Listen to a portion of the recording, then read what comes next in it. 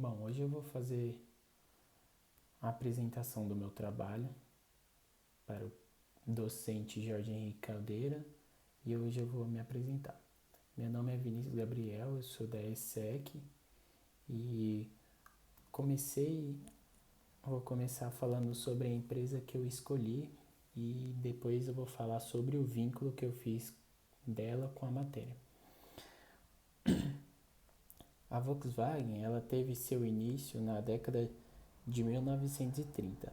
Primeiro, um carro foi projetado pelo alemão judeu Joseph Goebbels e em 1933, com a ascensão do Partido Nacional Socialista de Hitler, ele fez uma visita ao Salão de Berlim e nele ele viu a ideia de Joseph, adotou ela e incorporou ela como se fosse dele. E mais para frente ele cortou Joseph porque ele era judeu e colocou na mão do, do Porsche. Do Porsche.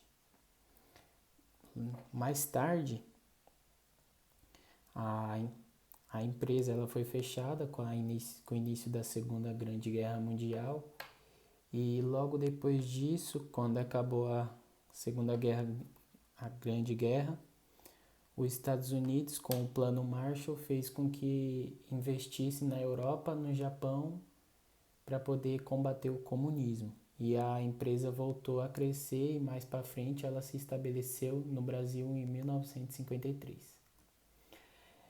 O motivo de eu ter escolhido a Volkswagen é porque meu pai trabalhou nela durante 29 anos da sua vida, exercendo o cargo de montador, e eu sempre tive esse contato com ele durante esses 29 anos.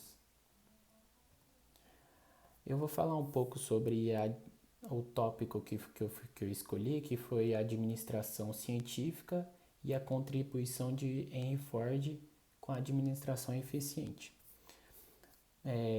A administração científica, elaborada por Frederick Taylor, ele, a priori,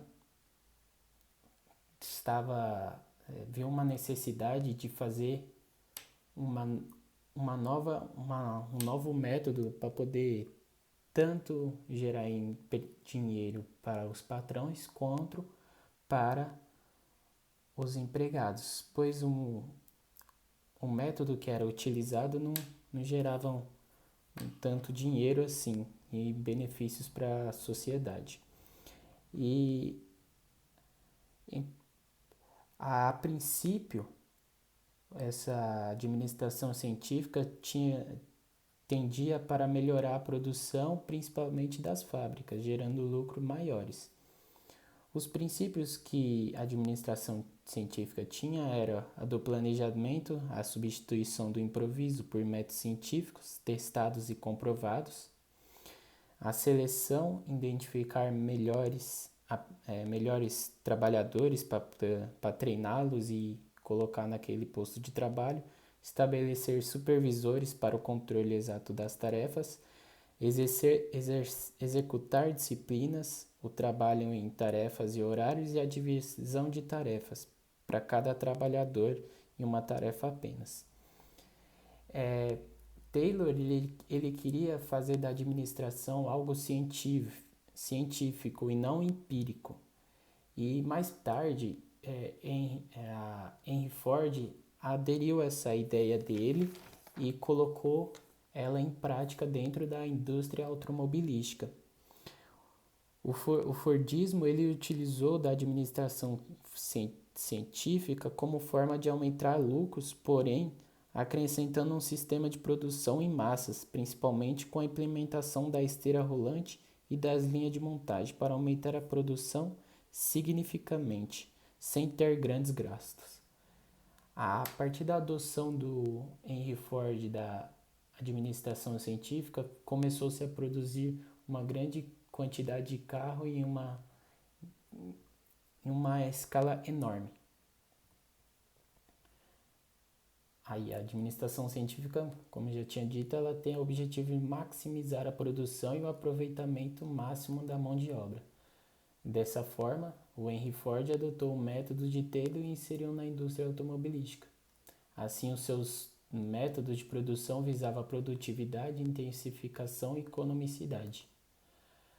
E esses métodos que o Henry Taylor e o Henry Ford e Francis Taylor fizeram, ele ainda continua ao longo do tempo. Por exemplo, hoje em dia, o método utilizado pelas empresas é o toyotismo. E a Volkswagen, ela utiliza esse método. E ainda se tem dentro da Volkswagen a linha de montagem, a divisão do trabalho. E o Taylorismo nada mais é do que uma modificação, uma adaptação do Ford, do Henry Taylor para os moldes do sistema neoliberal de hoje. E ainda continua, ainda se tem resquícios da produção de Taylor e do Ford. Muito obrigado, e é isso.